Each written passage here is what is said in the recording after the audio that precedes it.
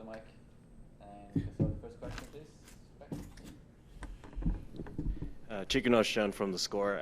Chris, obviously not the result you wanted today, but it's been a really good year for the Americans overall, altogether. How has the success of your compatriots kind of helped push you guys one another? Yeah, I think it just serves as motivation. I think when you see somebody that you know and you practice with, maybe you grew up playing against, having success at the highest level, which I think we've seen Francis and Fritz and Tommy. Those guys are kind of holding the mantle right now. And I didn't really grow up with Fritz or Francis, but I grew up with Tommy, playing tournaments in the South. So to see him, as a Grand Slam semifinals is really cool this year in Australia. So I think it kind of just serves as motivation. These are guys that we know. These are guys we practice with, we compete against. So to see them do well, it kind of serves as that extra push to say, hey, maybe, or extra belief maybe that, hey, maybe we can do something special as well. Chris, after all the success you had in the grass season with your first title, that deep run at Wimbledon, how have you found your life on tour and your approach to events has changed? Yeah, I think it's weird because you don't want it to change too much because it's clearly worked, whatever my mindset and my approach. But it's very tough for things to not change. Like it just being real. Like you can sit here and say, oh, it's nothing's really gonna. I think my training and the process that I say that I go into tournaments with is still the same, which is probably the most important thing. I think for now, for me, I think it's probably like a little bit more expectation out of myself, not really outside expectations. I think now, like when I show up to tournaments, I feel like, hey, I could really be here for a while, and this is the first time really in my career that I've ever had that.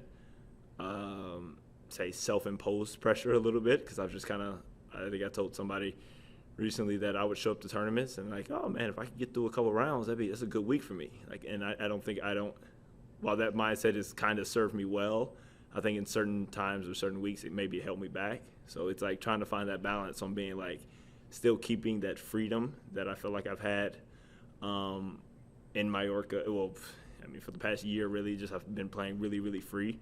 I think finding a way to really keep that now is probably going to be the biggest challenge for me, and that's something I'm going to have to try to figure out. Also, pardon, l'équipe France. The way you improved a lot on grass was kind of unexpected. At least you said that during Wimbledon. Do you think that could help you on hard court, and how? I think certain elements like the transition to net is probably going to be the biggest thing, and getting comfortable executing volleys and knowing the right volley to go at the right time. The serve and volley has always been something that I've kind of battled throughout my career of implementing, just because for some reason it always would feel worse losing a point serving volleying than it did if I just missed the first ball forehand. It was just kind of always a thing. I didn't want to lose a point serving and volleying, but I think during the grass court season I did a good job of just kind of getting that out of my head and just doing it. And hopefully I can use that tool or tactic that I think I've gotten a decent bit better at using it, on the hard courts, because I think it still can be effective there. So probably that, the transition game and serve and volley.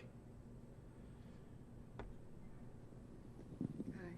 Do you have an explanation, explaining it to yourself, how things came together this year for you fairly late in the career-wise? And came together so exceptionally for you. So do I have an explanation as to? I think just kind of around last year, this time, I was very frustrated with where I was, and I said, that there's certain elements of professionalism that I hadn't really probably buttoned up as much as I could have. I was always very good on court, and I was always very good in the gym. But after that, like in terms of recovery, in terms of warming up, in terms of cooling down, in terms of sleep, I've always been good just because I like sleep.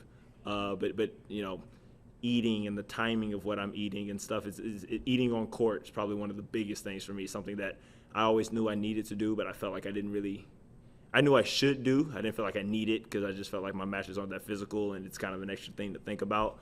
And then it was about a year ago where I said, all right, I'm just going to try to give myself 6 months of kind of doing all the stuff that I didn't do before, and let's just see what happens. And I think I saw some immediate success getting my first Grand Slam win in New York, And that was pretty much all I needed. I said, okay, well, we're going to keep doing this thing for the next, few months, and let's see where things go. That's probably been the biggest thing. I always felt like I was good on court and in the gym, but I felt like off the court in terms of taking care of my body, pretty much really just taking care of my body was probably the biggest thing that I really have done a good job of improving, I would say, over these past 12 months. Chris, you're one of 10 Americans that are in the top 75 right now, but I think you're probably one of the few ones that are actually old enough to possibly remember Andy Roddick winning the U.S. Open.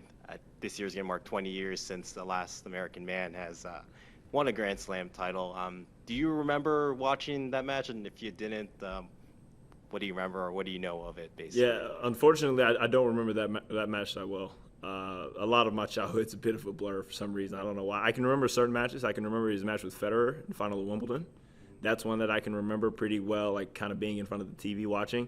That 03 is a bit of a. I think I was like 7. I'm like, I don't remember that much from being 7. I remember going to tournaments and whatnot, but I mean, I always remember Andy kind of being the bearer for American tennis for years, and how he handled that so exceptionally well. And then obviously James was right there with him inside the top 10. Marty again came along inside the top 10. So, but even still, throughout those ups and downs, Andy was a really, really consistent player, kind of holding that mantle as the #1 American. So I definitely can remember that, and I can remember the pride that he had in being the #1 American. I can remember when he retired, and it was kind of that question of who's going to be the next guy. John filled that void for a good bit of time as well and did it exceptionally well.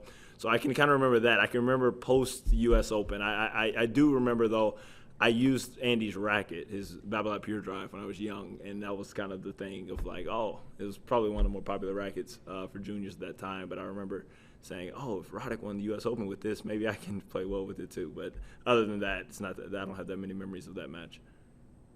Good. All right. Thank you, everyone. Yep.